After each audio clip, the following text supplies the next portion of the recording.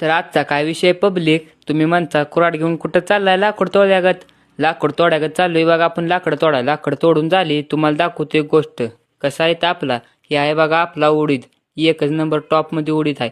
ह्याच्यावर एक cinematic shoot बनवला आहे तो तुम्हाला लगेच दाखवतो बघा. एकच नंबर व्हिडिओ आहे बघा. सगळं खटमध्ये व्यवस्थित नियोजन केलंय आणि एक व्हिडिओ बनवलाय बघा तुम्ही.